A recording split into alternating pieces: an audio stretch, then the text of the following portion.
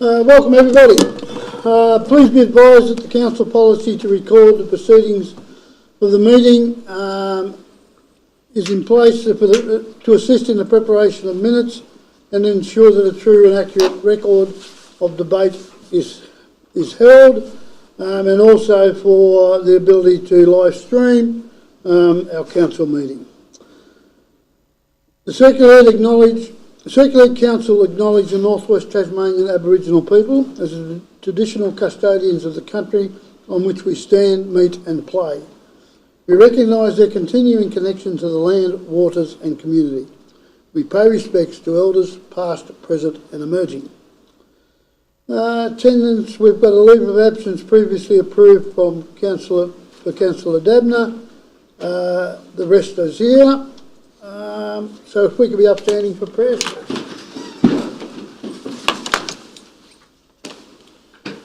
Let us take a moment to clear our minds and focus on achieving outcomes that serve the greater good of the whole community.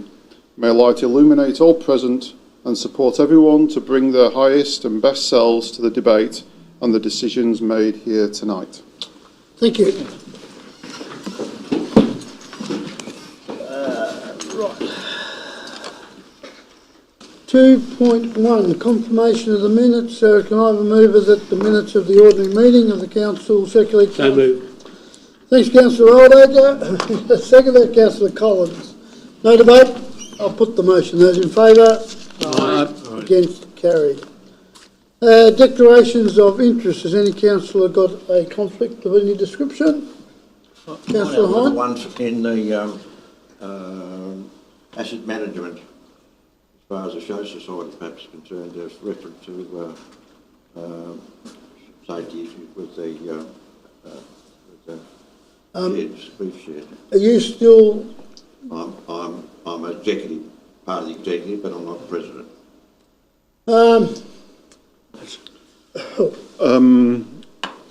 Do you have during the course of your duties a guiding authority over any of the decisions made?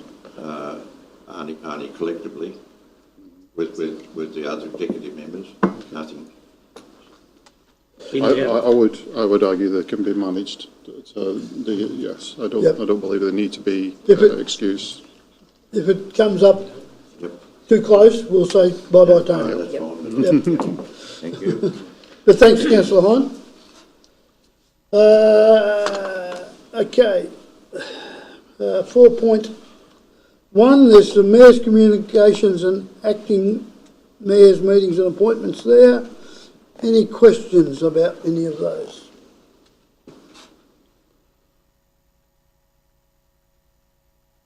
Councillor Oldacre? Thank you, Mr Mayor. The meetings that was held with would-be politicians or politicians, it's probably in future that, you know, they should come and meet with the full council rather than just be meeting with, and I know you, sir, was new here when that first happened, but I think it would be ideal for them to come and meet with the full council. Whilst I don't disagree with that at all, sometimes it's a timing thing around that as well, but I take your point. Councillor Oldacre, I think it was just that they had tied in with the fact that they were here for the NAIDOC celebrations out at Tromana that day. So they were all there that morning and then we met in the afternoon. Yep. It's just the way it worked out. But I do agree, it'd be nice to have them here for the full council. Any further questions on any of that? Councillor Hine? Yeah. Catch up on with the check meeting was number one, and just in reference to Councillor Dawes, there was a meeting with Anne Urquhart and Senator Daliga earlier, so that didn't coincide with check. And so that's number one, number two on the list, and then the CIA Mayor's meeting.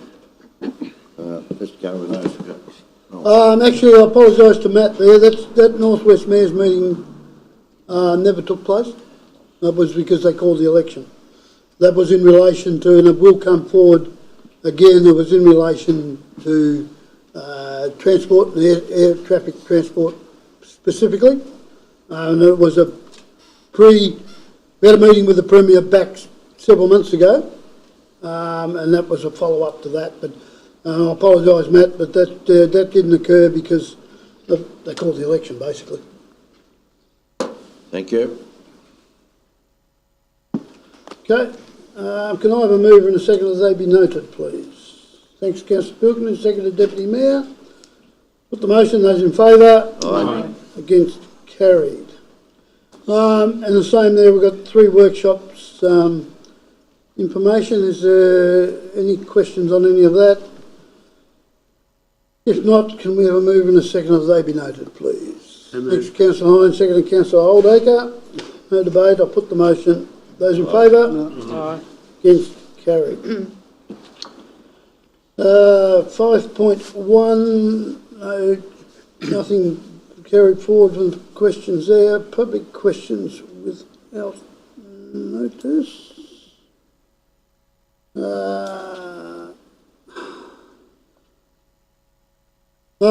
Where's me screen? Now, Council encourages community participation in the meetings through providing this opportunity for public questions and statements.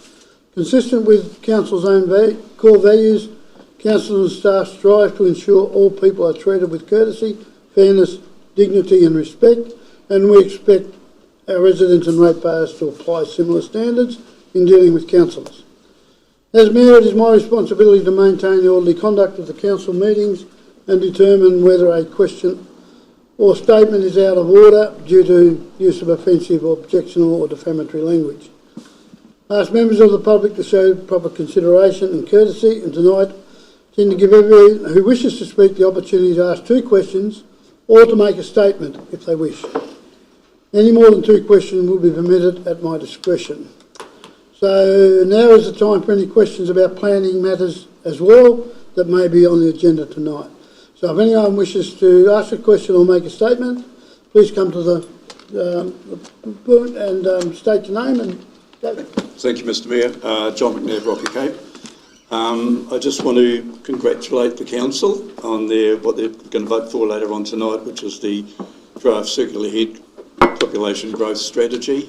It's been quite a long time coming. Previous General Manager Scott Riley brought this back out in 2019. It was fully endorsed by Council. Taken a while to get there, and I think Mark Dabner gave it another kick along the road last year. Great to see it's coming to fruition. I think very important. We've been missing this overarching statement about how we want to grow our municipality and how do we want to grow it, and then after that perhaps will come where we want to grow it. I think the growth our population growth has been static, the Circular Head, and I think it can often be put down to a negative and pessimistic growth projections by Treasury as outlined in the Cradle Coast Land Use Strategy, and that's been an impediment for a lot of developments going forward because Treasury projections will say Circular Head is actually going to be slowing going backwards, and it's hard for anyone new developments to put their case if that's such a negative thing. And by having this population, this council saying we're going to grow to 10,000, I think it's a really positive sort of thing. At least this is aspirational, and I think it's visionary as well. It may not do, as it's all written down, it may not have all the answers, but it's a very positive beginning. I think the strategy will be becoming an overarching statement, and individual proposals will be taken on merit with this population growth strategy forefront in their argument. Once again, congratulations, Council, and thanks, Mr Mayor. Thanks, John. Appreciate it. Thank you very much. That's all. Planning Authority items. So we've got 6.1 Arthur River Road. Straight to George? Yep. George, you up, mate? Thank you, Mr Mayor. Through you. So planning item 6.1 is DRA 2025 014, which is 1437 Arthur River Road. And it's for the demolition of an existing building and construction of a new building for use as a shop and a cafe with associated retaining wall. What I'll do is I'll work through the planning assessment to begin with, and then I will turn to the representations that have been received and then finalise with the recommendation. So this particular application, the site is zoned village, and the use is for general retail and hire and food services, which are both permitted uses within the zone. So the use of the proposal effectively accords with the purpose of the zone, which is to provide for retail food services and effectively a mixture of reasonably innocuous uses within a village format. This particular application has two discretions which have been identified. The first discretion relates to the front setback of the building.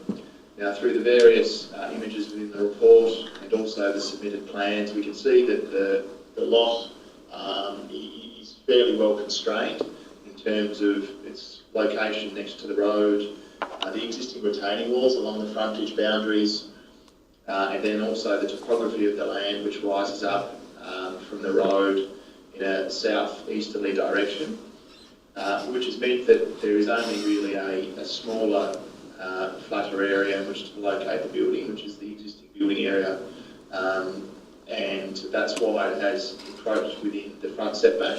The requirement in order to demonstrate compliance with the performance criteria is for the setback to be compatible with the streetscape. In this instance, with Arthur River, it's a fairly compact village. We've got buildings that are close to frontage boundaries and also to their side and rear boundaries. So the location of the building has been assessed as being compatible with the character of the streetscape of Arthur River and Arthur River Road. The second discretion relates to the location of the parking and turning area, which will be at the front of the building. In this instance, the car parking code requires parking areas to be located behind the building line and only allow it where in front of the building line where it is practical. The constraints again of the site, the location of the existing access that needs to be retained for traffic purposes, the constraints imposed by the retaining wall and the topography again lend itself to this being really the only practical location to locate the car parking spaces. Just on car parking spaces, it is providing the correct number of parking spaces on the site, which satisfies the car parking code. Turning to the representations that have been received, we had 4 in total. Now, with regards to representations, the planning scheme requires us to consider those when we are considering discretionary applications, but only insofar as the particular issues that are raised relate to a discretion that's been invoked by the planning scheme. So what that means is we can consider those matters raised within the representation, but only in relation to the discretions which relate to the front setback and then also to the location of car parking. So it's within that context that I'll go through these concerns that have been raised. I won't go through them individually, but rather collectively. So those are the issues that have been raised between all 4 of the representations. One of the main ones that was raised was relating to the impact on businesses in Arthur River. Now, the planning scheme itself doesn't deal with matters relating to market competition or impacts on other businesses or economic development. It leaves that alone and effectively allows the market to deal with that in its own accord. And on that basis, whilst it's a concern that has been raised, it doesn't have any weight towards, doesn't have any merit to the particular issues that are alignment under the planning scheme. Some concerns were raised around traffic impact on Arthur River Road, particularly given the somewhat blind corner and the bend and the retaining wall and the distances of the access to the bend in the road. For this application, a traffic impact assessment was requested from a qualified traffic engineer they determined that the application was okay in terms of the access and site distances. They have recommended that some signage be concealed entry signages be installed, which has been put forward as a recommended condition in the recommendation. Another main concern as well is, and probably the final main concern, was in relation to the retaining wall that effectively follows the front boundary of the property and is more prominent on the western side, just before Arthur River Road leads onto the bridge crossing the river. Now, this was a concern that has been notified by council officers. There have been some conditions that have been recommended, which do relate to requiring the proponents to undertake an investigation from a suitably qualified structural engineer to ensure that the building works that are proposed on the site are not going to have any impacts on the retaining wall and vice versa. So turning to the recommendation, it is recommended for approval on the basis that the assessments determine that the application meets the requirements of the planning scheme. The conditions have been set out, and I'll just make note of condition 2, which relates to property access and the requirement to provide the upgrades to the access itself and also the concealed entry sign.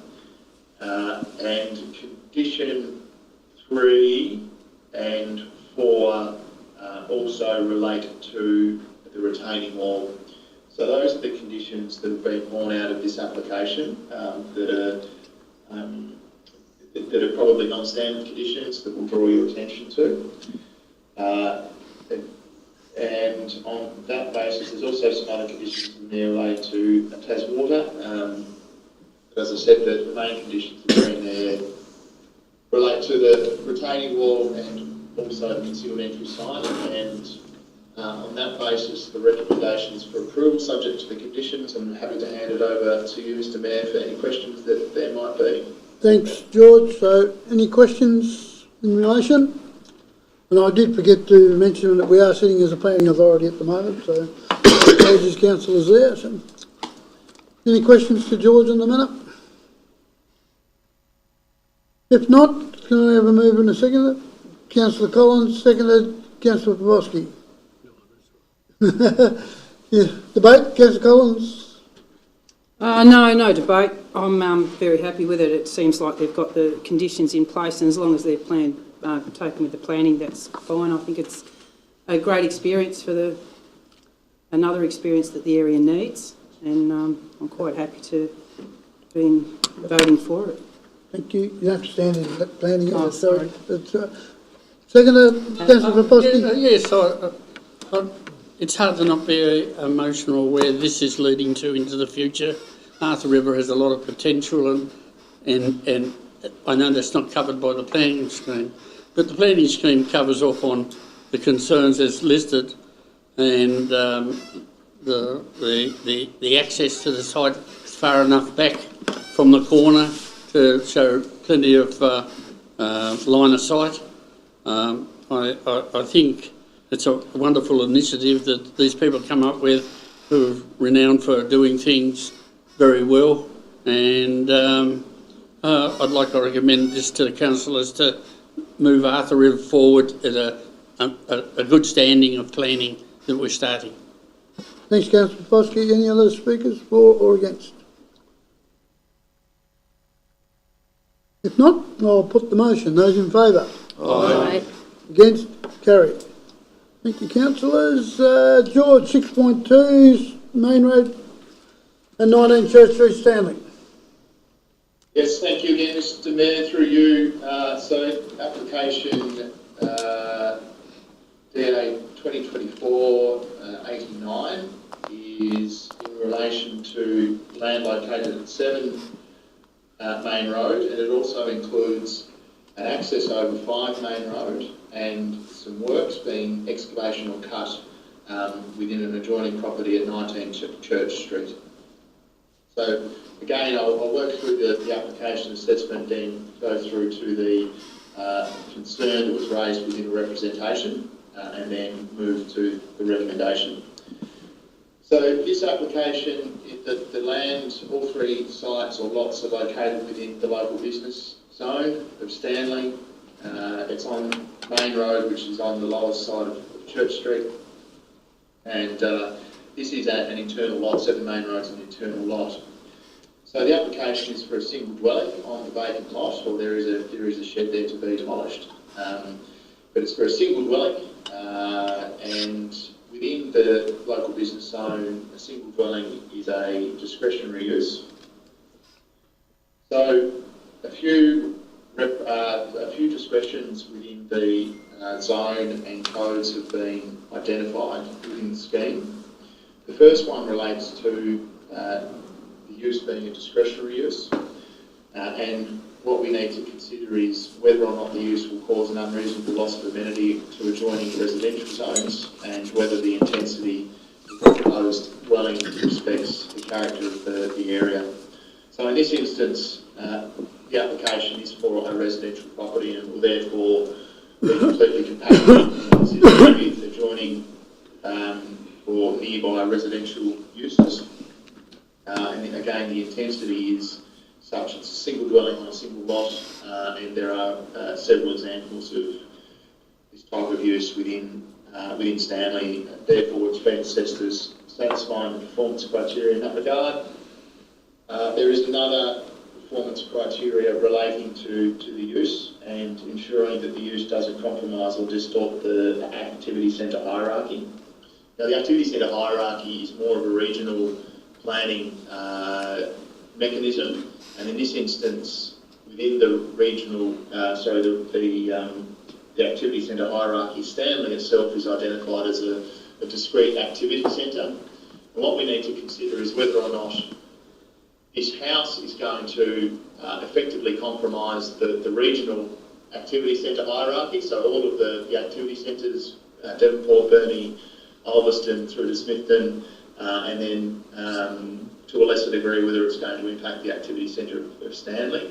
So I think it's reasonably clear that having a single dwelling here is not going to have any other impacts on the other municipal areas in terms of their activity centres. And for Church Street itself, this is which is the primary retail strip. This particular property is an internal lot that's located in behind houses, and it doesn't really present itself as a high pedestrian activity lot, and therefore its exclusion from retail and other uses is unlikely to have a negative impact on Stanley Village. The final discretion that's identified relates to the surface of the access, which was going to be retained as being gravel, which is already in place effectively over 5 Main Road, and that will be in place. So there's no real change there, although it is a discretion. But we haven't identified any inconsistencies between the planning scheme and what's being proposed in that regard. If I turn to the representation, which was from the owner of 5 Main Road. Now, the main concern that's been raised by them is that they believe that there is a discrepancy between the property boundary shown on the list and the property boundary that's been shown on the plans that have been submitted. Now, the list mapping data isn't 100% accurate, and from what we've been able to review and read and investigate into the submitted plans, it does appear that there has been a survey undertaken already by the designers, which has identified the lot boundaries correctly and also the location of the buildings. So there's no reason to believe that the information that's been supplied is inaccurate, although it hasn't been noted within the representation. One of the other statements that were made within the representation is that the shed itself to be removed on 7 Main Road actually forms a physical boundary between 5 and 7 Main Road. That can happen in some cases, but that if the wall was a party wall or a boundary wall, that would be shown on the certificate of title for both properties, and it's not shown or featured at all on any title information. So again, we don't believe that that shed is a marker for the boundary. That being said, and I'll turn to the recommendation, which is for approval, and we've included, again, probably 2 conditions that are not ordinary conditions. So the first condition is condition 2. And what we're requesting there is that prior to any works commencing for the approved dwelling, council needs to be provided with relevant information prepared by a registered surveyor confirming that the location of all buildings, including the earthworks on 16 Church Street, are within the excluding those works, are within the boundaries of 7 Main Road. So it's just a safety net there to ensure that the buildings will be located within the titles. And if there are any issues, they would be picked up at that stage. It may be that they're only minor in nature and they can move on under the current planning permit. It may be that there could potentially be a minor amendment, or if there is a significant discrepancy, then it may be that it's a new application. Probably just touching on that, it's not common practice for every application to come in with an approved boundary. There is some onus on an applicant to provide the council through an application with accurate information to the best of their knowledge. So it's very impractical for council to either get survey information themselves or request it every time an application is made.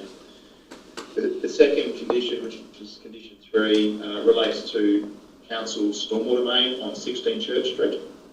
So the works there, which are detailed on figure 2 of the planning report attachment, which it's attachment page 4 of 12, and it's just showing a semicircular area on the southeastern side of the site. That area is needing to be excavated in order to enable them to build the shed. There is a stormwater main below that, so we've applied a condition requiring further details of the depth and the cover to be provided before works commence there. And there's an appropriate approval pathway to work through that as well at the building application stage. So on that basis, we put forward the recommendation that this application be approved subject to the listed conditions.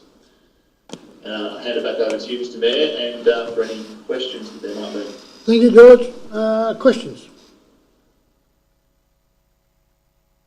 Does not appear so. If not, can we have a move and a second? Thanks, Councillor Oldacre. Second, Councillor Collins.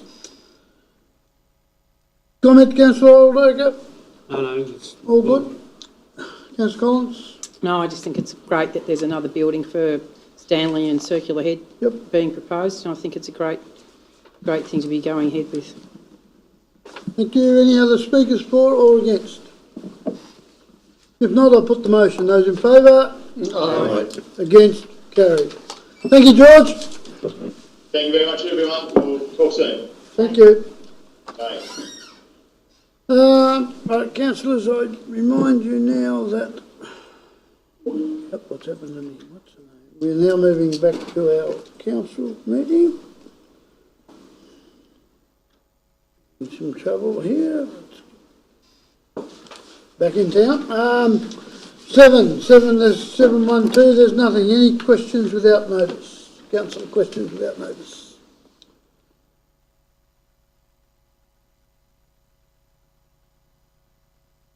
You got them scared. You can hear the tumbleweed rolling down the middle of the room. Can you? Right, we'll move on quickly before someone thinks. Right, where are we up to? 8.1, I presume. 8.1, Councillor Hine.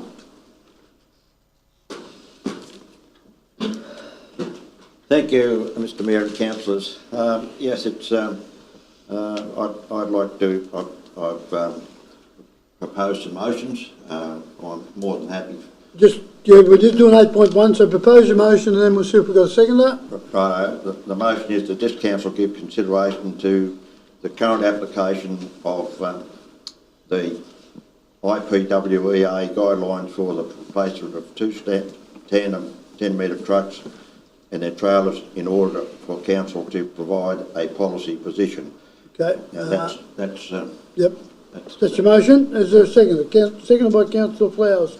Thank you, Councillor Hine. You may proceed. Now, I'm, as I've stated in the background notes and all that, the research that I've done and the discussions I've had with various people throughout the state, that we've got two trucks listed for repurchase in our budget.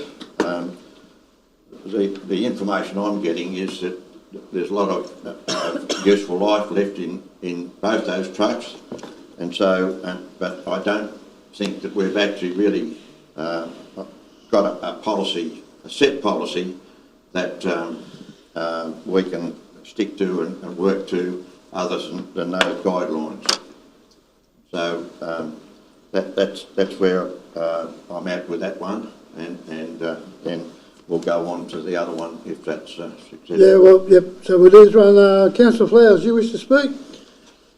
Yeah, 410,000 kilometres on a truck over 10 years is very minimal. I do more than that in my ute in probably 2 years.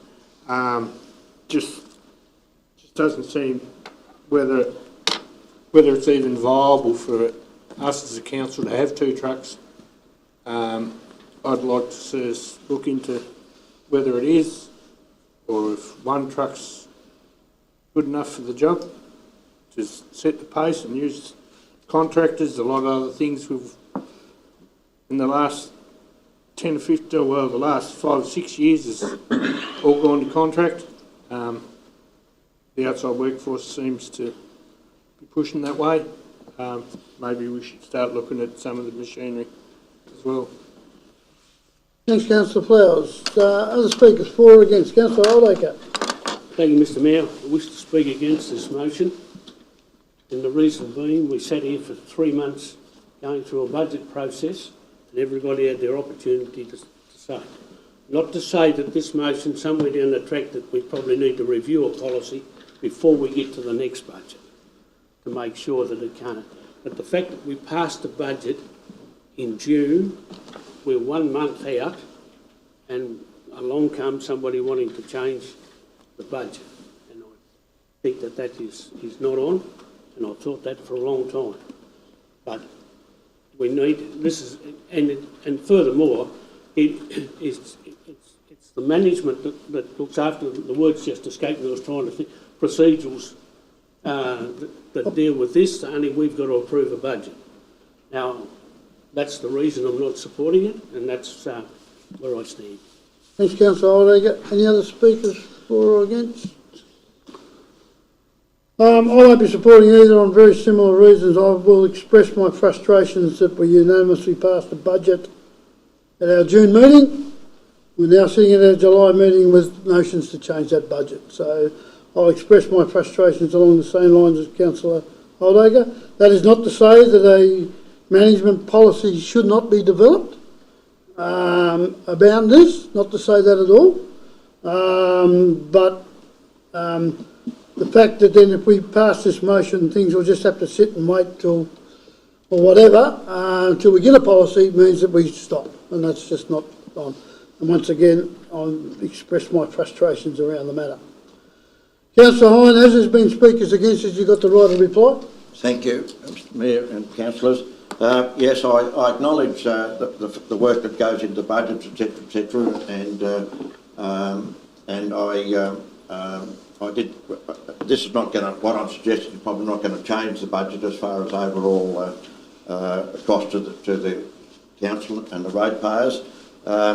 In fact, it's probably a saving there, and rather than put a spanner in the works as far as stopping the budgets going through, I arrived at the decision, let's get it through and get the paperwork done and rate invoices out and all that sort of thing, and have another good look at 2 or 3 things. So that's where I'm at. So let's develop a policy if we can on the way through. I'd like to see it developed, and I'm not 100%, and some of the questions I've asked really on those guidelines still need to be flushed out a bit, I think, because there's no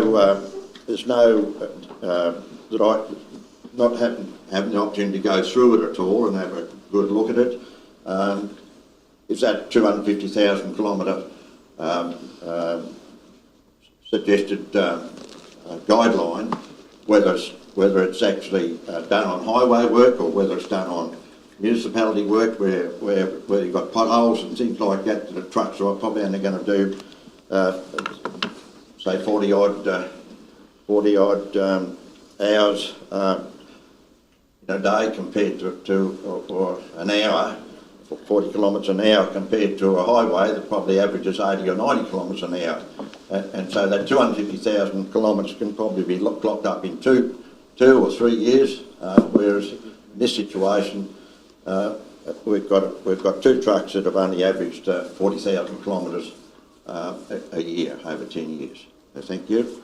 Mr Councillor, before we vote, the General Manager wishes to make a comment. Thank you, Mr Mayor, and obviously an acknowledgement and thanks to 4 councillors in expressing an interest in this space.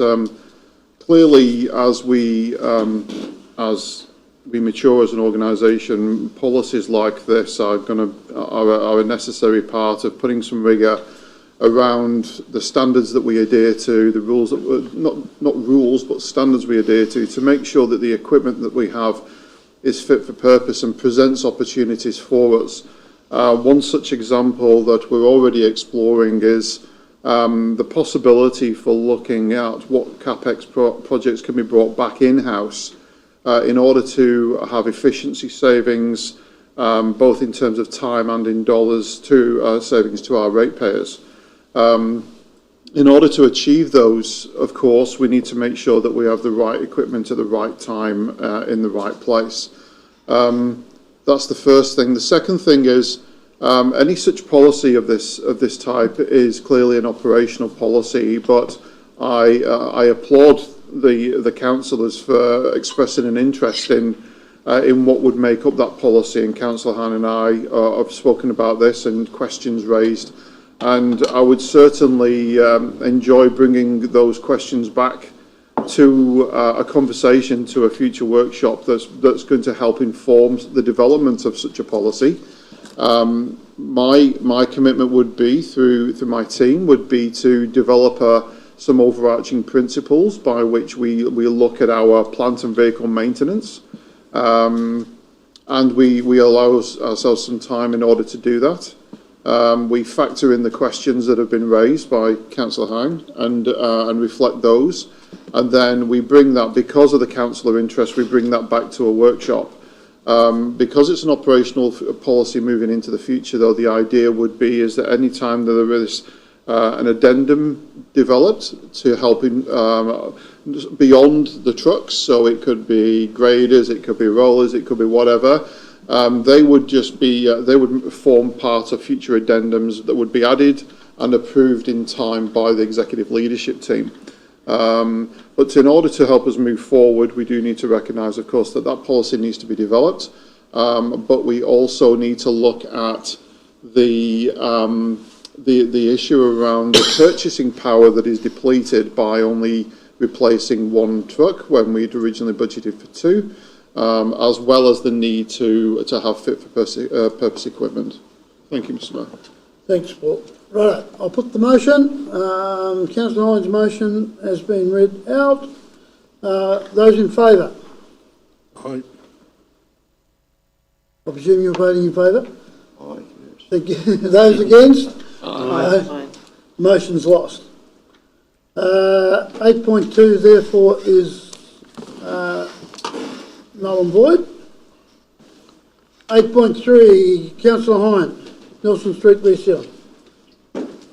Yes, another budget matter which I think is well worthwhile looking at in a way of if we're going to do a job and we propose to do an upgrade to Gibson and Nelson Street probably in next year's budget, and we've had some discussions about that.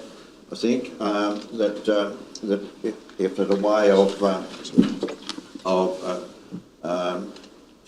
stopping duplication of what we actually do on part of that road, is to consider deferring that reseal, etc., and in view of that, then looking at what can we do that improves and adds value to our other assets. I better pull you up because we've actually got my fault. We've actually got a seconder for the motion. I'll second it. Thanks, Councillor Flowers. Now you can keep going. Sorry, that was my bad. I apologise. Thank you.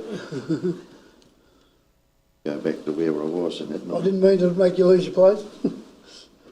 So in doing that, I would have liked to get more information of first of all whether there's an alternative we can and improve some of our other assets, and what comes to mind is a section of the 2.2 kilometre section of the Parkers River Road, which I think is warrants a lot of work done on it, and upgrading to a sealed surface. And so it's with that I put forward that motion that we defer Nelson Street and look at where else we may be able to better utilise that money and still improve and increase the value of our other assets, which saves some maintenance costs down the track. Thank you, Councillor Hine. Councillor Flowers, you wish to speak? No, I'll be right. You right? Yeah, thanks. Any other speakers for Can or you against? move an amendment to the motion? Certainly can. Yeah. You certainly can. I'd like to move the amendment that we support the sealing of 2.2 kilometres of the narrower end of the Harkers River Road as a priority for next year's budget, but leave it until then. Yep, you got that, Matt? So you're removing that out of that motion and just putting that there. Yep. Is there a seconder to that amendment? Stop typing, Matt. Yep. So sorry, the amendment will lapse without a seconder. Any further speakers for or against? Thanks, Councillor Oldacre. Thank you, Mr Mayor. I rise to speak against the motion. Deferring Nelson Street is, here we have this great debate around the table for a long time about depreciation. The resealing of Nelson Street is that we're using depreciation money for that asset. Wanting to go and take it to Harkers River Road, all that does is takes the pressure off the government. If you seal that part, the traffic will all want to go that way, yet the milk tankers and the school buses have all got to come the highway.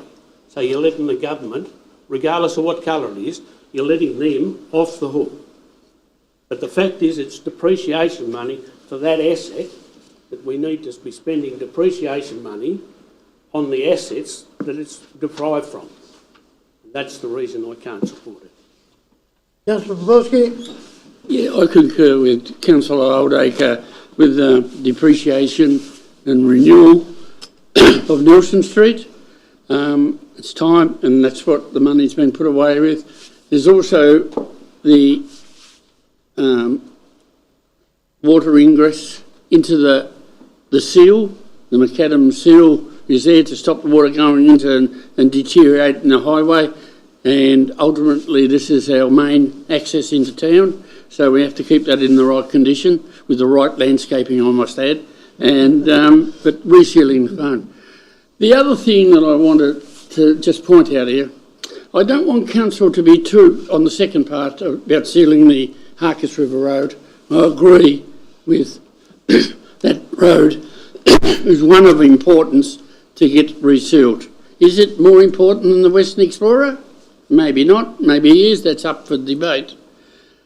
But my main concern is if we as a council should look further into the future and with renewable energy in the western part of our municipality, we've got wonderful opportunities to negotiate.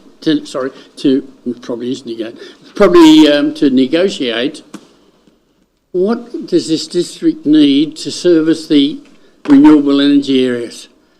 And I think high on our priority list are two main roads, the Western Explorer and the Harkess River Road. And I don't know of an energy zone that's not been funded by the government to provide road access to these energy parks. So I'm just asking the council to just have it in the back of their mind. This should be an outcome out of any renewable energy zones that we get in our area, and I don't think it's too much to ask. So yes, I agree with the ceiling. It's a great road, it's a tourist road, it's only 100 metres longer than the Bass Highway. It's doable, but I just think that it should be part of our negotiations later on with the energy zone. Thanks, Councillor Popovsky. Any further speakers? Councillor Pilkington? Well, I'm not supporting the motion. I agree with the sentiment. The section that's Councillor Hine has identified to be sealed on the Harkess River Road is dangerous. It regularly breaks down quickly from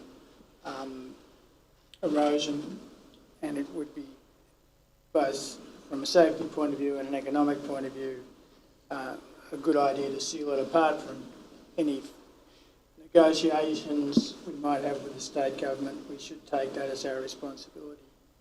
But because it's already, the Nelson Street job is already set in train, and I agree that it should be done, I think we should wait until next year. Thanks, Councillor Pilkington. Any further speakers? I won't be as well. What the motion did do is make me take notice of that Nelson Street stretch of road. And whilst I'm not an engineer by any means, there's a lot of sections there that are looking very crumbly to me. So the importance of getting that done is very high on our agenda. So I won't be supporting the motion. Councillor Hine, you've got the right of reply. So yes, thank you, Mayor and councillors. Yeah, I hear what you say, particularly Councillor Oldacre, but we're only talking about 10% of that road and not the full road, and so I think the argument you put forward is probably it doesn't have a great deal of value. It's more of improving our assets and improving, providing a better, safer section for that little bit of road. And that it's something that we, at some stage of the game sooner than later, we should consider having a good look at and bringing forward as a capital project. Thank you. Thanks, Councillor Hine. All right, I'll put the motion. Those in favour? Aye. Aye. Those against? Aye. Motion's lost. 8.4, Councillor Hine. Thank you. Just move the motion. I'd like to move that motion with understanding that in the background notes there's a couple of words missing. Yep, you can move the motion, then you can talk to them. I'll move the motion. Right, and it's seconded by Councillor Flowers. So you can go now. Thank you. Yes, in the background notes, second line from the bottom, that should be marketplace. And so it should read what was available in the marketplace for playground equipment, fencing, etc. So here again, I'm suggesting an alternative use of that money, some of that money at least. It's been brought to my notice that the new footpaths at Cripps and Victoria Street is a capital cost, whereas the Howe Street is its depreciation cost, and therefore it's a little bit different. But the thrust of what I'm suggesting is that there's a major, a dire need to provide a safer and more hygienic place for the young children of Stanley and the community to visit and make use of that playground equipment. But it's not only those as well. There's the far northwest. If you went through Gabriel Con's presentation a month or so ago and had a good look at it, this end of the state gets visitation about 145,000 people, and a big percentage of those must finish up in Stanley. And of those 145,000 people, there's about 775,000 of those actually stay within the district, and a lot of those stay in Stanley. 52% actually on that presentation stated that 52% of them actually stay within the district. Now, so all that I think leads to what are we providing and making available in Stanley, etc., for visitors to come and appreciate and be able to enjoy their stay in Stanley. This all came about in a way. There's been a wish list really for a group of people. It started off with young mothers in Stanley with children wanting to take their kids to the playground group, and young children like to go on the lawn and so on. But it's inundated with wallaby poo and all that sort of thing, and to the extent that even one night last week, just on dusk, there was 52 odd wallabies on that one particular area. Now, there's no fence there or anything like that. I've been over to Western Esplanade and stepped the fence out there. There's approximately 135 metre fence around that, which is wallaby proof and safe for kids. And within a plan that the young mothers and jointly with the Chamber of Commerce put together and did some inquiring with some suitable plans. They've come up with some fencing required, and so I think it's important that we look at seeing what we can do, and if there's a way of bringing forward or holding back and staging a project that's planned for those two streets. At least there's $200,000 there that put that back on the burner for 12 months and use that money for there. Now, the actual fence that they're talking about around the playground equipment at Stanley is round about 92 metres, and that was part of a quote that was obtained and given to a joint group, including the Chamber of Commerce. And that's a quote that I think our council actually do business with those people. It's a Latrobe company, and it's something that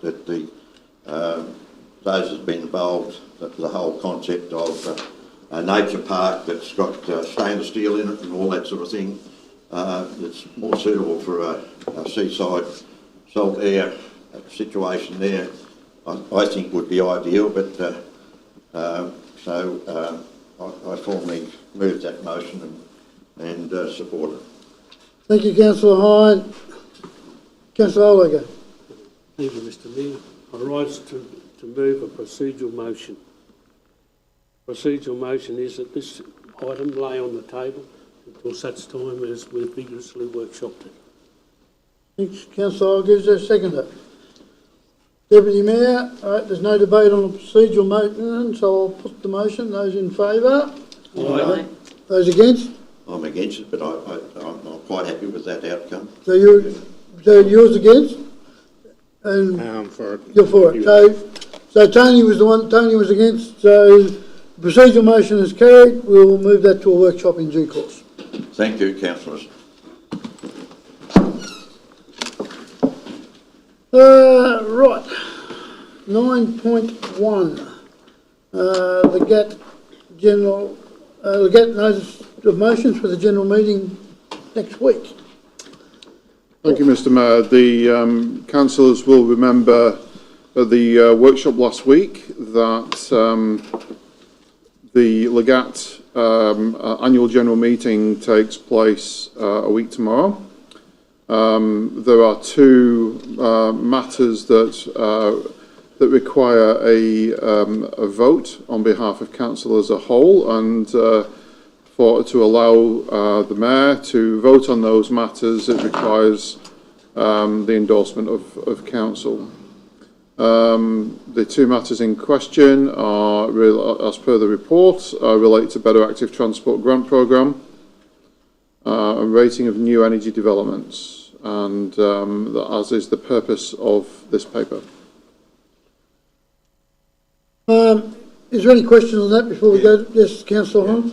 Here's a question. Have we as the council actually received anything from that 1.7 million that's been available on an annual basis in the past?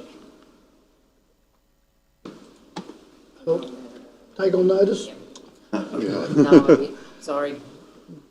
Sorry, Mr Mayor, Councillor Hine, not a clue at this point in time. Right, thank you. Not able to. Any further questions? The question I asked was, the way I read it, was only for the Hobart City Council. That's the ones who got the grants from out of that pool of money. No one else. Oh, I think Launceston did. Sorry? Yep. I think Launceston got some too. I stand to be correct. Yeah, I honestly don't know. I can't really put any light on that, but it'll be one of these. If we want, we have to apply, I would presume.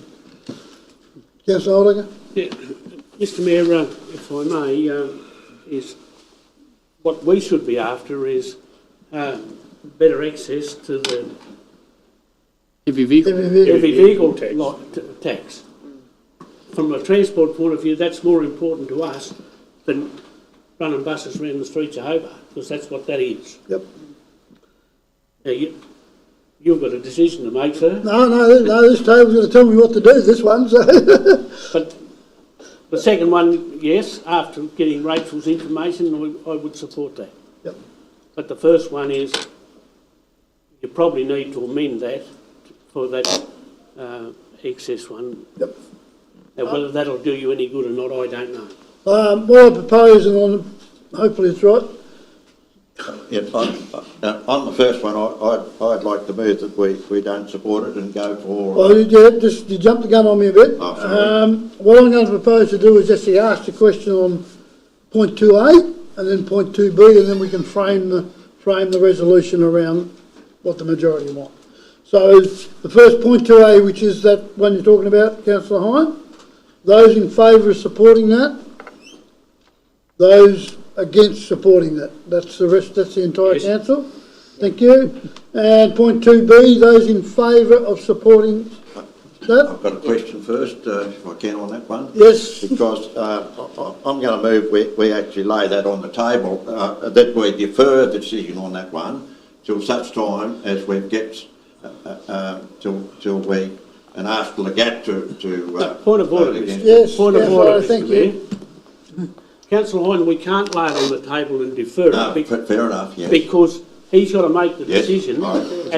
at the table. So, Next Wednesday. I'd Next like- Wednesday. Well, how do we go about it? I'd like to move that we as a council vote against it till such time as we get a positive decision from the Robbins Island wind farm project. So we've got more time then to sort of, and we know that we're going to be involved in it and be. It's not part of, it's not our motion. It's It's not our motion. We can support or not support. That's where we're at.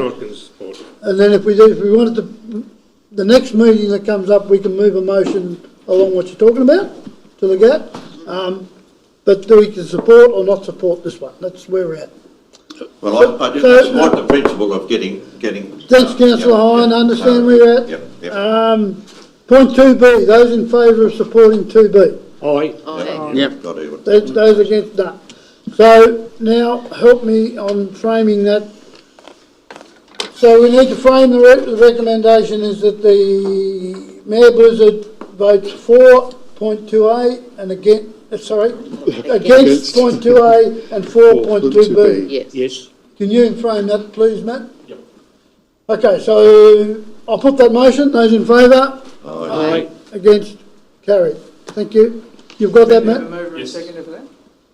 Oh, I don't think I did. I just put the motion. So it's moved Councillor Pilkington, seconded Councillor Collins. I'll put the motion again. Those in favour? Aye. Against? Carried. Thank you, Councillor Pilkington. That'll hit the memo. Just behind those two over there. The club is growing. Someone's got to keep him honest. 9-2, letter of support. Thank you, Mr. Mayor. As everybody will remember, we had a fantastic presentation from Britain Timbers at the workshop last week. I think it was, for many, it was quite eye-opening in terms of the issues that were raised and the risks that were tabled before councillors. And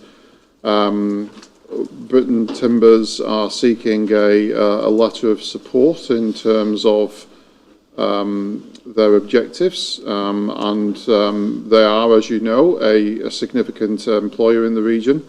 The issues that were raised pose a great deal of risks in terms of the retention of workforce in the region, and obviously the onflowing economic impacts of that. So this letter is something that I would pen on behalf of council in support of that, and it's tabled before you for consideration.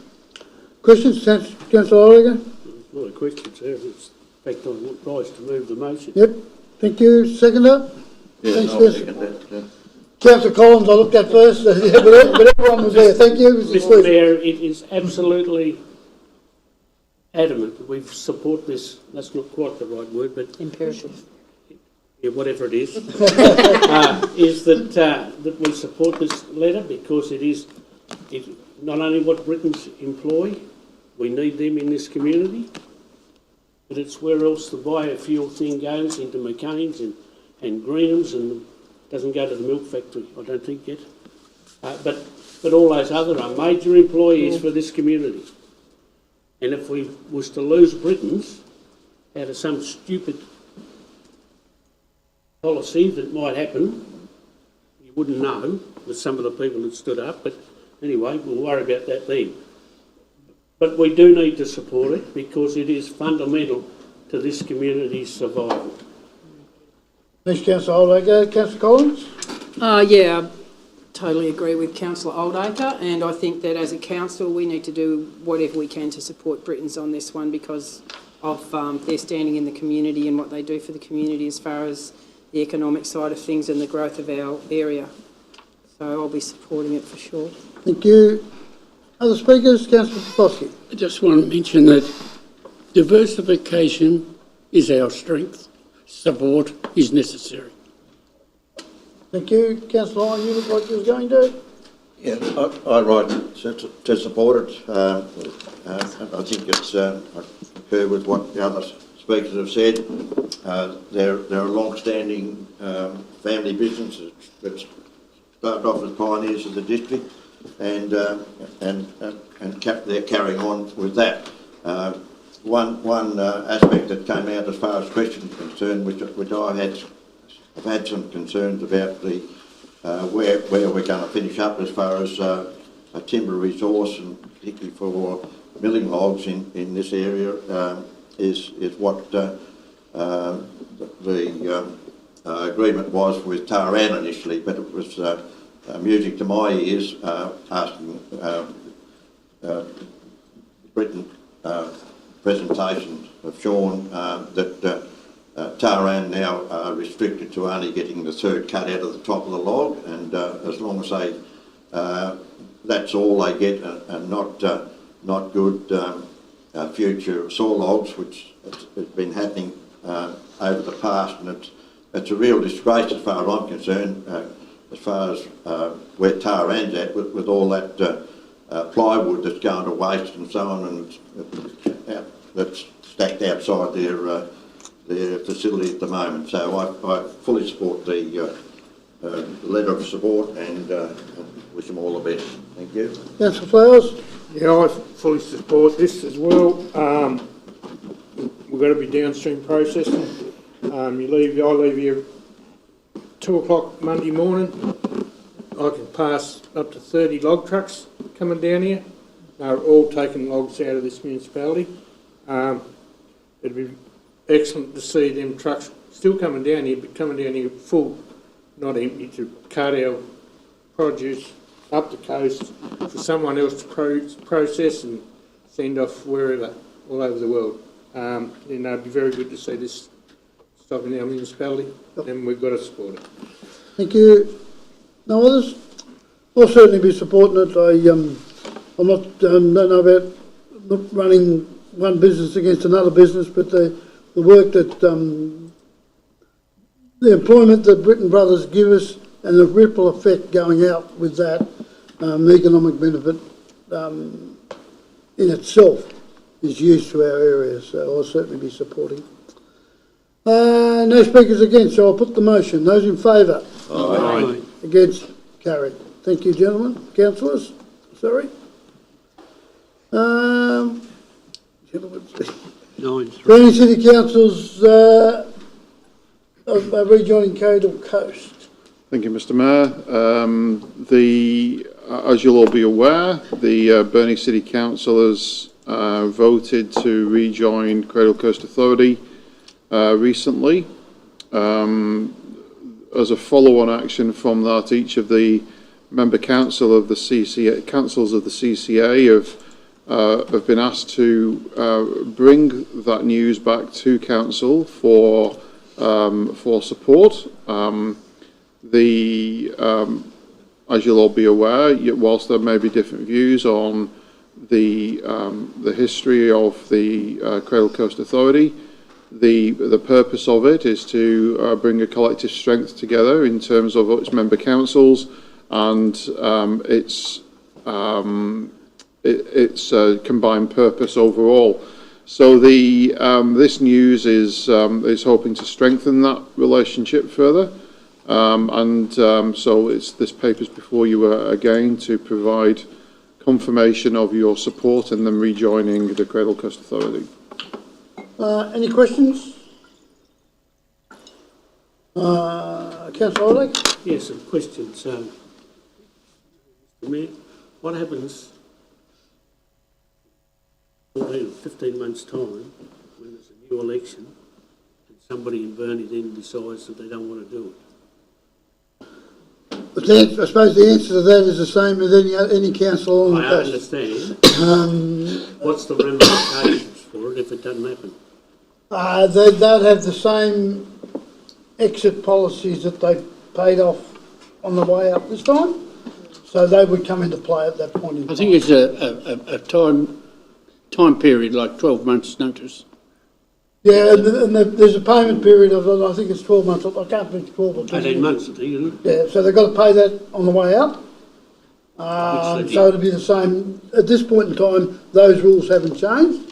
Now, they may change in the governance rules that are being looked at the moment. So, but I would imagine that there'd be that penalty as well. If I may, Mr. Mayor, Yeah.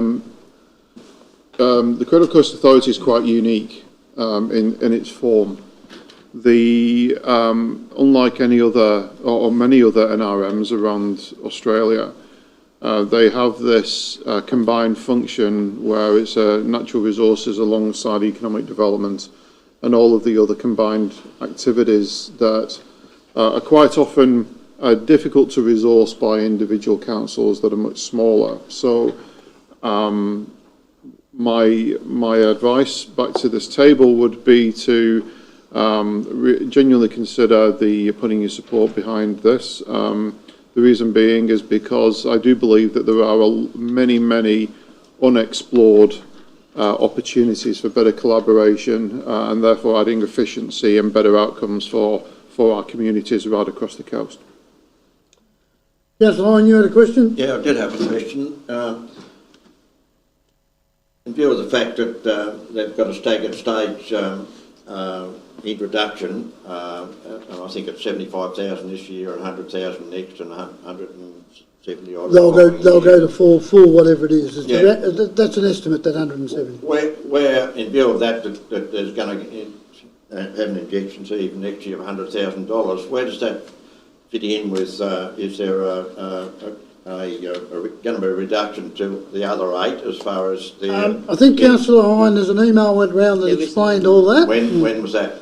Yesterday. I haven't seen it, sorry. So, You've had too much else on you. Yeah, you've been too that's busy. right. And I did ask the question to Paul. And the answer is that there's no plan holistically, there'll be a holistic judgment, there'll be no plan to automatically reduce at this point in time. And I think when I done the sums, you're talking about $5,000 to this council. Right.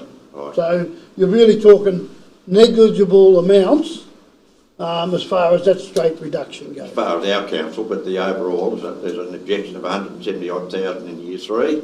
Yeah, but that's again, Councillor Hine, that will be looked at on a holistic way of where it goes, and they're looking at fee for service and other areas to be changing the model that they work at.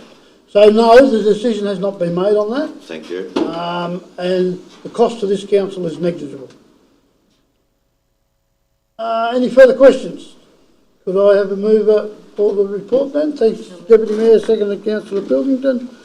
You wish to speak, Deputy Mayor? Oh, only to say that I fully support Burnie City Council rejoining the CCA, because now we have every council on the North West Coast as part of the organisation, which is really needed, because if we're not all in together, you know, people miss out. So, and being that I attend the CCA meetings, I know that the Mayor and the General Manager of Burnie City Council are really committed to being part of CCA, and they're very humble in being able to rejoin. So I fully support having Burnie City Council back in the mix. Thanks, Deputy Mayor. Councillor Pilkington? No? Any other speakers for or against? Councillor Popovsky? I support this motion on the fact that the Cradle Coast Association is a unique association in the geographic sense that we're a ribbon where most other regional ones are a cartwheel operation. And it makes it difficult to be able to coordinate the chartered advocacy and NRM that they're chartered to do. Burnie, I'm glad Burnie's come back with the foresight to come back into the association, because I personally see them as a leader of the area because of that geographic situation, meaning the port, the airport, middle of the population, service the west coast and the far northwest coast, and it's a great place, because if we don't have Burnie in there as leadership, our facilities will gradually go east where the population seems to be growing greatest.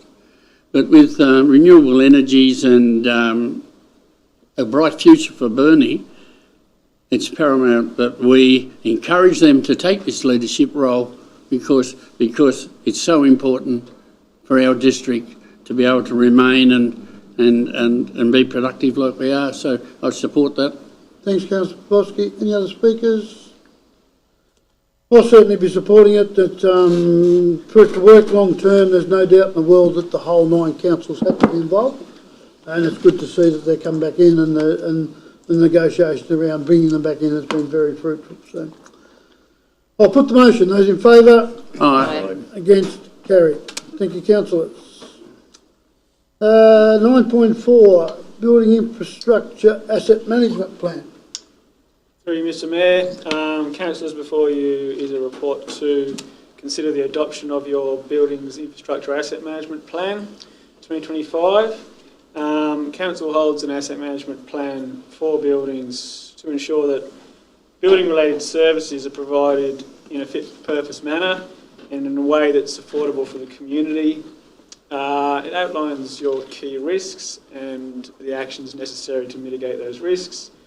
One of the other key points to draw your attention to, councillors, is what it's showing is that we're currently funding 99.5% of the funding required to keep up to the work that's identified in the asset management plan. So that's good news that our current LTFP primarily covers that funding.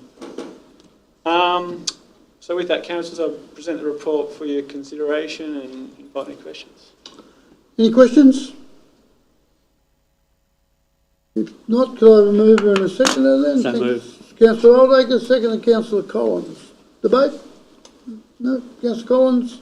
No. Any other? For or against? Put the motion. Those in favour? Aye. Against? Carried. Thank you. 9.5, the private road naming. Thank you, Mr Mayor. Councillors, this one's a report to consider ratifying a road name for a private road created by the new Emerton Park development. So you'd be aware, Emerton Park have recently completed a unit development, and as a result of that, has created one road. The road will indeed be a private road, so will not be council's responsibility to own and maintain. However, council is charged with the duty of ratifying the name and submitting the name to Place Names Tasmania. Emerton Park went through a consultation process and came up with a couple of names, or a handful of names. The preferred one, unfortunately, as Flora Fenton Court, was not acceptable under the guidelines that Place Names Tasmania go by. So the second name was the one we've gone with here, and that is Barden Court. So the recommendation there, councillors, is that council endorse the name Barden Court as a name for the new private road created within the Emerton Park Incorporated Unit Development, situated at 23 to 29 Upper Grant Street, Smithton, and undertakes a process to have the name formally approved. So I present the report for your consideration. Thanks, James. Any questions? Mover and a seconder. Deputy Mayor, Councillor Flowers. Wish to speak? No. Put the motion then. If no one else wishes to speak, put the motion. Those in favour? No. Against? Carried. Thank you again, councillors. 9.6, National Selection Grant Application. Alan. Yeah, local resident Joe Watkins has made an application to the National Selection Community Grants Program. It meets the criteria and we have the budget for the applicant. So I'll put it for your consideration. Thank you. Thank you. Any questions? Mover and a seconder. So moved. Councillor Oldacre, seconded. Deputy Mayor. Wish to speak to? No. No. Not in this. Anyone? No, I'm happy with that. No one else wishes to speak? Put the motion. Those in favour? Aye. Against? Carried. Thank you. 9.7, the up-circulated population strategy. Thank you, That'll be Mr it. Mayor. Councillors, before you we have the draft circular head population strategy for community consultation for a period of 21 days. So the purpose of the strategy is to support population growth through attraction, retention and support to residents, and to provide strategic direction for planning, service delivery and infrastructure investment. I'm going well tonight, aren't I? So the population strategy, the background to it, as John identified earlier in his public statement, the process did actually begin back in 2019 with a couple of general managers ago, and Ella Dixon was the consultant that worked with council during that time. We then had COVID hit and other things happened in the meantime, and it was never really picked back up until last year when council decided to bring Ella back into the picture. Ella then brought with her Danielle Blewett, who was an ex reporter for the for the Examiner, and Donna Bain from UTAS as well. So they were engaged to help facilitate development of this strategy. Of the page. So due to the extensive amount of community consultation that had already been undertaken in the last 12 months, we decided not to go back out to community to start off with, to start the conversation, was to actually, Ella pulled together all the community consultation that had happened from all the other the sets that had happened. So through the regional land use strategy, We got some information out of that. There was the West Esplanade plan. There was also the vision work that was going on at the same time, the open space strategy, etc. So I think we consulted quite a bit. So there was a lot of rich, similar information. So that was used to develop a desktop version of the population strategy. So they were split into five main areas, which is industry and workforce, housing and infrastructure, community spaces, health, wellbeing and social connections, and arts, culture and tourism.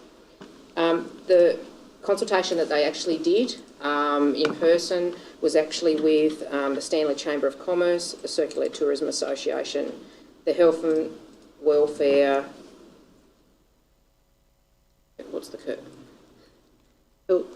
Health and Welfare Cluster, I'll use that. That'll do. Tarko and Coast Progress Group, Circulate Aboriginal Corporation and the Education and Training Consultative Committee. So they have all been let know that this is coming to Council tonight. So it's basically endorsement to go out to public consultation for the community to provide feedback on, and then that'll become collated and come back to Council for a decision on in the future. I think Paul wanted to make a couple of comments too about some of the content that was in the population strategy. Thanks, Rachel. Through you, Sarah. I think it shouldn't get lost that there is actually already a lot of work in progress that aligns with this population strategy. It isn't about necessarily about throwing lots of new money at some of these initiatives, but there are an incredible amount of opportunity, low-hanging fruit that are either no cost or low cost. And some of them are significant enablers for economic development and community prosperity. I mean, one which I would like to flag, which I've mentioned numerous times in various forums, is around dark skies. Council, having been on the Dark Skies Committee back in New Zealand, I've seen that the very significant economic impacts and prosperity impacts that it can bring to small communities. And it particularly works well in rural communities. So this is one area that would literally connect the whole of Council's internal workings, from our Connected Communities team to our infrastructure team, because it requires us to fit new light bulbs to be Dark Skies compliant. But from a tourism perspective, I've got quite high aspirations, which I won't go into now, just in case I'm talking absolute nonsense. But I do get quite excited about the opportunities that alone brings to the surface, and it's something that the entire community can get behind as well. I've already started also meeting with the likes of Bendigo Bank. I met with them yesterday, and they're interested in getting behind more of these types of initiatives and working in partnership with Council. So it's those types of things that we don't necessarily need to fund ourselves through this Bank of Council mindset. It's about partnering and engaging with the community to make all these things happen. That's all. Questions? Oh, sorry, Mr. Mayor. I think in the document, if I suppose using this as a communication tool for members of the public, there is actually the population strategy on a page as part of the document. So there is a one page in there. If you want to look, instead of reading, I mean, it's not a big document anyway, but there is, the strategy on a page that lists them all. They're easy to read. They're easy to get the gist of what they are. So please provide some feedback to us. Will there be any letter drop of that strategy? Through you, Mr. Mayor, not with this one. We're not thinking about doing a letter drop for the population strategy. It was more just, we've had, I suppose, through the previous consultations, lots of different forums where people can provide information. We were just thinking about using our website and social media for this, and then maybe some flyers in the rural villages. So, yeah. No further questions? Shall we move in a second that? So moved. Thanks, Councillor Aldag. Seconded, Councillor Collins. Wish to speak? Councillor Collins? No, thanks. Any other speakers? Councillor Pilkington? I support this document almost wholeheartedly. There's one section in the projected employment figures which came from the settlement strategy, which I think we all were disappointed in. But it's a negative on on this this whole document. It's a negative look on population growth, and I don't think it should be there. I'm willing to let it go through at the moment. It's just a draft document, but when it comes back for our approval, I think we should review it. The other thing I was disappointed in, that transport wasn't included in it. As you all know, I'm very much in favour of a Stanley King Island mainland shipping connection, which would be a real driver of economic growth and population growth. And I look forward to that being in the document too. But I'm in favour of the document to go out for consultation. Thanks, Councillor Pilkington. Any other speakers? If not, I'll put the motion. Those in favour? Aye. Against? Carried. Thank you. 9.8, Community Vision Release Draft for Public Consultation. So, thank you, Mr Mayor. Councillors, this is basically the same type of process as the population strategy, except this Community Vision 2050 actually sits at the top of our pyramid in terms of the overarching document for the community. So, Council seeking feedback on the draft. So to look at communities' priorities, challenges, values and aspirations. So what it's done, the document is split up into 5 sections, which we've been through a few iterations of this. So we've tried to distill them down into something that resonates with residents. So environment, community, economy, place and leadership. So, sorry, I'll just grab my notes here. So in each of the 5 areas, we've got what we value, the challenges that we face, and the outcomes for each. So basically at the top of that pyramid, that will inform council strategic plan into the future. So basically if you're a community member out there, what do you want the future of Circular Head to look like in 2050? So I think between the Mayor and the Deputy Mayor and some other councillors have put their hand up to do a little bit more promotion of this document in the coming period of time. So you may hear some radio snippets, you may see some different stuff out there, so encourage everybody to have their say on that one as well. Questions? If not... I've got a question. I'll propose a motion because we've gone through this with a workshop. So you're proposing an amendment? Because What do you want to do? Sorry? I want to propose that this is the one that I want to lay on the table till such time as the Robbins Island thing is approved, because we're... No, if you're moving a procedure, you can't talk to it. You move a procedural motion. I'll move. In view of that, can I speak to why I'm... You can move a procedural motion to leave the line on the table, and that's it. Righto. If we come back to talk about it, you can talk about the stuff then. Thank you. Is there a seconder to the procedural motion? The procedural motion has failed because of lack of a seconder. You can talk in debate if you've got a question or you're talking, where you're said to be talking in debate. You haven't got a question about the report? Well, I've got a question, yes, because what's been put to us is I've got 3 different versions of the same thing that your question is? The question is, the discussion that we had, there's been no changes to the discussion that we had as far as the workshop's concerned. So it's going out as it was presented without even any sort of further workshop to go through. Right, Councillor Hine, if I can answer that question, it says endorse for draft community vision for community consultation, then it will come back and there'll be ample opportunity for you to discuss it then. So.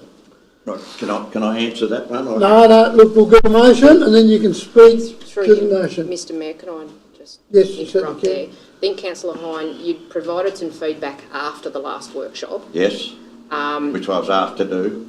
Yep, so no other councillors provided any other feedback. And we have the feedback there, so I have that feedback. And what the discussion was to include that in the community feedback, so we didn't have to come back to another workshop and discuss that again before we could go out for community consultation. So I have all your feedback. Can we include that as part of the process to go out with this so we can actually get it underway? By all means, but my concern is that there's some things in there that I think we should go out. Once again, are you moving the motion? Because? Are you moving the motion that we accept the report? No, I'll sit down and then you get a chance to talk in a minute. Can I have a mover then? So moved. Thanks, Councillor Oldacre. Seconder? Thanks, Deputy Mayor. Thank you, Mr Mayor. Yes, I'm quite prepared to sit here and move this, that it goes out for public consultation. That doesn't mean to say that I'm going to support it when it comes back. I have that right. Right? But we need to put this out into the community. They might come back and tell us, you know, that it's okay. I have my doubts because of some of the things that's in there. Right? But I'm quite prepared to move this motion so we can get it going and it gets out in the community. Thanks, Councillor Oldacre. Deputy Mayor? No, I agree with Councillor Oldacre. It needs to go out for consultation and come back to us. Thank you. Now, Councillor Hine, you're in. I'm going to vote against the motion because one particular sentence or line in there that we all disagreed with, I think, at the time at the workshop, and that has reduced the amount of roadkill, etc., to protect Tasmanian devils. Now, that's still in there, and it's going to go out to the community. Now, in view of the fact that the actual wildlife population probably increased by 1,000% with the advent of settlement and European race coming in as far as providing a hell of a lot more food source for the original wildlife habitat that were here. And so should we be sort of advocating, is there a better way of wording that rather than, and the word we come up with at the workshop was, let's balance the habitat and strive for that rather than have that in there as one of our planks. Thank you. Thanks, Councillor Hine. Any other speakers? May I make a suggestion, Mr. Certainly, Mayor? certainly. To go some way towards addressing your concern, Councillor, may I suggest that that I be allowed to work with the executive team to make editorial changes as we see appropriate prior to going out to consultation. Thank you. And then that will allow us to review the version before it goes out. And if you're prepared to delegate that responsibility to me, thank you, then I will make sure that it happens. Thank you. With that said, the other one was in there that we agreed on was seasonal variation, but I think he has actually taken that out. Yes, thank you. He's already spoke, yes. He's already spoke once. He's done it 2 or 3 times tonight. Got up and spoke twice. You're not entitled to speak more than once to a motion. Thank you, Councillor Oldacre. You want to? Look, I'll be supporting this to go out to consultation. I've got no concerns about the wording that Councillor Hine has put up there. I wasn't at that workshop, it must have been when I was away. I've got no real concerns about that because it's just an aspirational thing. And whether we get to some aspirational things or not is another story. I think, through Mr Mayor too, this is the view of the community, so it's going to be, you know, it might be different to what you have yourself, but it's actually a holistic view. Yep. So it's out there for comment, for people to comment on. It doesn't mean to say that it needs to be in the end, but you can get your feedback, and the feedback may be positive or negative. So what we would need to probably put an amendment in there if we're going to go down the editorial path. It was a suggestion, just because I've been doing the way with consultation documents. It's what I've been used to before, just to make sure that those final tweaks can be reflected in the document. You know, and if there's anything missing, it's on me then to make sure it's in a fit state before it hits the community. Yeah. So to do that, we'll need to move an amendment to point 2 to that effect to make that possible. So I'm prepared to move that amendment, if that's... We've got no say in it. It's the mover and second has got to move it first. Quite happy to see that in there. Quite happy to see that in that? Yeah. Quite happy to see that in that? Yep. So can we add that the general manager be given, I know you word it, Matt, editorial rights? within reason? Delegated responsibility to conduct editorial amendments as appropriate. Yeah, put that as appropriate in there. But once again, like I said, I've got no problem in going out. It is a community consultation document. The community can come back to us and then we can make some calls on the ones like Councillor Hine has put out there. Am I allowed to just... Have you spoke yet? No. No, you are allowed. One of the points that were made when we did discuss this document was that not everything has to be perfect. So that if it isn't perfect, then we're actually more likely to get some good feedback on how people think and what they feel about something. So it doesn't hurt to have something in there that's going to stir a few people up. Not at all. That's the idea of... That's why you do these things. Councillor Flowers? It's disappointing to see... What? You standing up?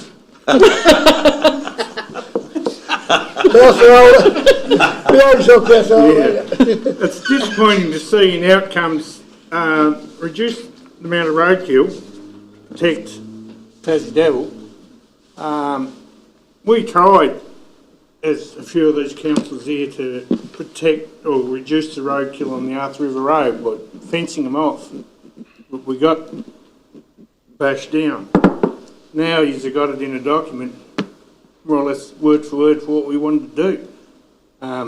Maybe we should have went down that road when we wanted to.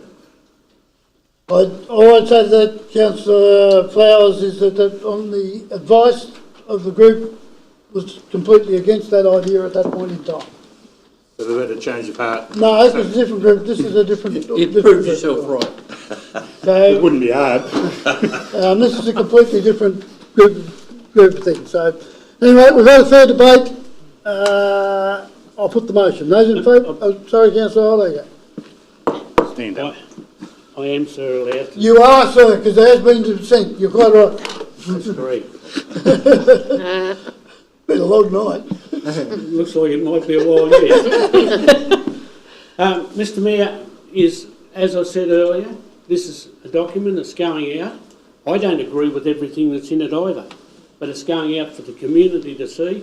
There'll be an opportunity where we'll have some of these community meetings, as I understand, and we'll have the opportunity to be in attendance, provided it's in the month of August and not in September, because I won't be here in September, but I intend to be in attendance because there'll be people come to you and say yes or no to what's in this document. And there's some things in it I don't like either, as I said earlier, but we need to put it out to the community. They will come back to us because if they see some of the things that I see in there and what Steve's, Councillor Pilkington has seen in there, is I think you'll see some of them come back. And I'm not picking on you, Councillor Pilkington, but you expressed some concerns before at the workshop. So that's the reason, and we need to get on and support this and get it out there. Thanks, Councillor Oldacre, and once again, I would encourage as many councillors who are available to get along to any of those sessions along the way as well. I'll put the motion now. Those in favour? Aye. Against? Carried. Thank you. 9.9, finances. Thank you, Mr Councillors, before you we have the interim financial reports for the period end of 30th of June 2025. So we're in the middle of preparing end of financial year statements at the moment. I won't say a page number. On the interim comprehensive income statement, we're currently sitting at a $1.9 million loss compared to a 1.7, but we still have basically 4 weeks of work and balance day adjustments to actually go through, so that's only an indicative figure at this point in time. In terms of the statement of financial position, we've got $278.4 million worth of net assets, with only total liabilities sitting at $9.9 million. In terms of the cash flow statement, we ended up with a cash balance of $21.1 million. We had the financial assistance grants and some other grants come in late in June as well, which added to that balance. In terms of the interim receivable summary, we ended up with a lower percentage of rates at 2.13 compared to 2.39% last year, so that was actually pretty good. We must have had some differences in timing of when people paid throughout the year, because it took us a while to catch up, and then we managed to get ahead of what last year's was, so that's pleasing. Our sundry debtors are down compared to last year as well too, at 154,000 compared to 280. In terms of the bank reconciliation and investments, those rates have dropped a little bit, but they're mainly still in the 4s for the term deposits, so that's pleasing. And then we have the area reports, which are on the side, not up the right way. That's okay. So what will happen from here is that we have got our final audit scheduled in, I think it's the week of about the 20th or 23rd of September. So the TAS Audit Office will come on site for the week and go through everything else they need to do to tidy up the end of financial year. Hopefully not too long after that we'll get our audit opinion issued, and then we can have our AGM after that. So based upon the resourcing of the Audit Office, we possibly won't get it to the October council meeting, so we're probably looking at and that's with the annual report prepared as well, actually, the document. So we're looking at getting that to the November meeting at this stage. So I'll present the finance report, Mr. Mayor. Thank you. Any questions? If not, can I have a mover and a second? So moved. Thanks, Councillor Oldacre. Secondly, Councillor Collins. The people in that corner. No debate. Put the motion. Those in favour? Aye. Against? Carried. Thank you. 9.11. No, I missed one. 9.10. Senior Management Report. Thank you, Mr. Mayor. I'm going to take the report as read, and I'll cover off some highlights. Before I start, thank you so much to everybody for making me feel so welcome in end of week 2, and particularly the Deputy Mayor for hand-holding me in week 1 when we attended some meetings together and events. And a couple of note, the NAIDOC, obviously it was NAIDOC week, my first week, and being able to attend the flag raising ceremony and the community day was fantastic. So thank you, Deputy Mayor. The Deputy Mayor and I also attended a couple of meetings with MPs. I think it would be fair to say I had a couple of soapbox moments as I banged the drum on behalf of Council in terms of some of our at-risk infrastructure and issues that our Council was facing. Other issues as well, one of which isn't actually in the report, but I'll flag it in particular, is around engagement with our under-16s population since the change of legislation around engagement with under-16s on social media. We are having to really rethink about how that occurs. That's obviously a consideration for us as we seek to create touch points into the community, and it just creates an extra barrier that we have to think about that problem a wee bit differently. The other issues that I'd like to raise, the Youth Advisory Council were provided opportunities to meet with candidates, so a great opportunity for them. The Chats programme has been finalised. There's been a range of events from Rocky Cape through to Marwa, and which is amazing. Community grants, Balance for Your Life, has been successful in securing another $20,000 worth of grant through the Good Place programme, and delivering some great community initiatives. So that's just some high-level highlights, but I'd invite any other questions or comment. Thank you. Any questions? Comments? If not, if I can move in a second that the report be accepted. Thanks, Deputy Mayor. Seconded, Councillor Hine. No debate. I'll put the motion. Those in favour? Aye. Against? Carried. Thank you. 9.11. Lots of ones. Minutes. There's some minutes of different bodies there. Is there any comments or questions on any of those?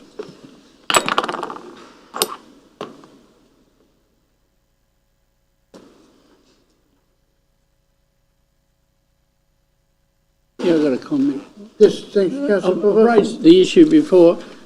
Can we reinforce with our committees that we'd like to have tabled their president report and aspirations going forward to the next year? Mandatory that we get their president's reports. The president's report will only be in AGMs, I would imagine. That's what I mean. When they occur, that they get them into council, so we understand what the communities are aiming to achieve. What's their ambitions? Yep, I can't Their see, ambitions are. Yeah. I can't see a problem with that. We'll just have to make sure we pick up the AGMs and the president's report will be on them. So, any other questions or comments? Can I have a move and a second that they be noted then, please? Thanks, councillor Pilkington, seconded councillor Poposky. No debate, I'll put the motion. Those in favour? Aye. Against? Carried. Now I need a motion to resolve by absolute majority that the matters listed be considered in closed meeting. So moved. Thanks, councillor Oldacre, seconded councillor Hine. Put the motion. Those in favour? No.